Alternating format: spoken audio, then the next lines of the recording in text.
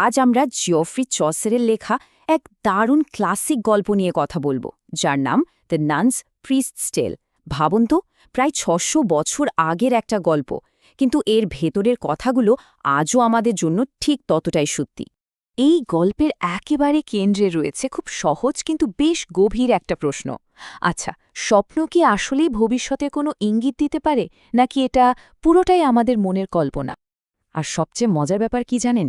এই এত বড় একটা প্রশ্নের উত্তর খোঁজা হচ্ছে একটা মোরগের গল্প দিয়ে। হ্যাঁ, ঠিকই শুনেছেন, ৬০০ বছরের পুরনো এক মোরগের গল্প আমাদের বলছে স্বপ্ন সত্যি হতে পারে। চলুন তাহলে এই অসাধারণ গল্পটার গভীরে যাই। তো প্রথমেই পরিচয় হওয়া যাক আমাদের এই গল্পের নায়কের সাথে। আর সে নায়ক নয়, তার জীবনটা ছিল রীতিমতো রাজকীয়। নাম তার চ্যান্টিক্লিয়ার, থাকত এক গরিব বিধবার খামারে, কিন্তু তার হাবভাব আর চেহারা একদম রাজার মতো। তার ঝুঁটিটা ছিল প্রবালের মতো টকটকে লাল, পালকগুলো যেন পালিশ করা সোনা, আর তার গলার স্বর গির্জার অর্গ্যানের সুরকেও হার বানিয়ে দেবে। তার আবার ৭-৭টা মুরগি স্ত্রীও ছিল। এই গল্পটা কিন্তু একটা বিশেষ ধরনের গল্প, যাকে বলা হয় বেস্ট ফেবল, মানে এমন গল্প যেখানে পশু পাখিরা আমাদের মতোই কথা বলে, চিন্তা করে আর আচরণ করে। যেমন ধরুন, চ্যান্টিক্লিয়ার হল মানুষের অহংকারের এক প্রতিচ্ছবি, তার স্ত্রী পাটেলেট হল বাস্তব বুদ্ধির প্রতীক, আর শিয়ালটা, সে তো ধূর্ততারই আরেক নাম। শুধু তাই নয়, এটাকে আবার মক এপিক বা ব্যঙ্গাত্মক মহাকাব্য বলা হয়। ব্যাপারটা অনেকটা এরকম, ধরুন বাড়ির উঠোনের একটা ছোট্টখাটো ঝগড়াকে এমনভাবে বর্ণনা করা হলো যেন সেটা ট্রয়ের যুদ্ধ। চসার ঠিক এটাই করেছেন, একটা সাধারণ খামারের ঘটনাকে এমনভাবে লিখেছেন যেন এটা বিরাট কোনো রাজকীয় ট্র্যাজেডি, আর এতেই তৈরি হয়েছে দারুণ এক হাস্যরস। গল্পের আসল সংঘাতটা শুরু হয় এক ভোরে, আর সেখান থেকে সামনে চলে আসে সেই চিরকালে বিতর্ক, স্বপ্নের আসল মানেটা কি। তো একদিন সকালে কি হলো, চ্যান্টিক্লিয়ার এক ভয়াবহ স্বপ্ন দেখে চিৎকার করে জেগে উঠল। স্বপ্নে সে দেখেছে কুকুরের মতো দেখতে একটা জানোয়ার তাকে আক্রমণ করে মেরে ফেলতে চাইছে, আর এই স্বপ্নটাই গল্পের মোড় একেবারে ঘুরিয়ে দেয়। এই স্বপ্নটা নিয়েই শুরু হয়ে গেল স্বামী স্ত্রীর মধ্যে এক দারুণ বিতর্ক। একদিকে টিম চ্যান্টিক্লিয়ার, যার বিশ্বাস স্বপ্ন হল ভবিষ্যতের জন্য একটা সতর্কবার্তা, আর অন্যদিকে টিম পার্টেলেট, তার মতে স্বপ্ন-টপ্ন কিছুই না, ওসব বদহজমের ফল। পার্টেলের তো আরও এক ধাপে গিয়ে সে তার যুক্তিকে শক্ত করতে দার্শনিক ক্যাটোর নাম টেনে আনল। সে চ্যান্টিক্লিয়ারকে রীতিমতো কাপুরুষ বলে বসল, আর স্বপ্নটাকে একদম ফালতু বলে উড়িয়ে দিল। কিন্তু চ্যান্টিক্লিয়ারও ছাড়ার পাত্র নয়, সে তার কথা প্রমাণ করার জন্য পাল্টা দুটো গল্প শোনাল। তার মধ্যে একটা ছিল দুই তীর্থযাত্রী গল্প, সেখানে একজনের স্বপ্নই কিন্তু তার বন্ধুর খুনের রহস্যটা বের করে দিয়েছিল। এই গল্পটা দিয়ে সে বোঝাতে চাইল যে স্বপ্ন মোটেই হেলাফেলার জিনিস নয়। যাই হোক, স্বপ্নের তর্ক তো একসময় থামল, কিন্তু স্বপ্নের সেই ভয়টা এবার বাস্তবে রূপ নিতে চলেছিল।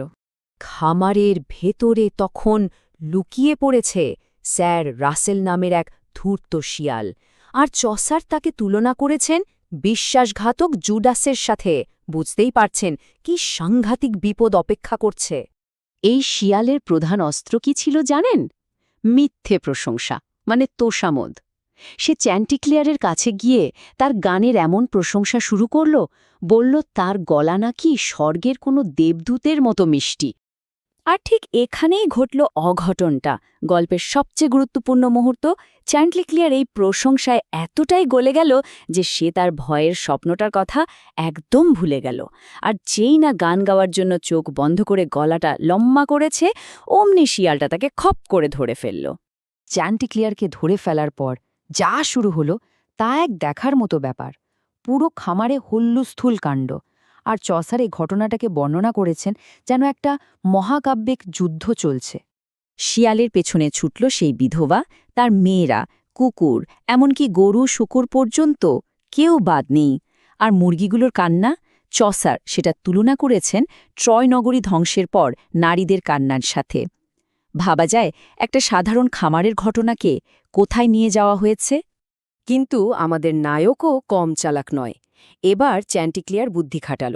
সে ওই অহংকারী শিয়ালটাকে উস্কে দিয়ে বলল, আরে ওদেরকে একটু শুনিয়ে দাও না। আর যেই না গর্বিত শিয়ালটা নিজের জয় জাহির করার জন্য মুখ খুলেছে, চ্যান্টিক্লিয়ার ফরত সোজা উড়ে গিয়ে বসল একটা উঁচু গাছের ডালে। তো এই যে এত কাণ্ড ঘটে গেল, এর শেষটা কিন্তু আমাদের জন্য কিছু দারুণ শিক্ষা রেখে যায়।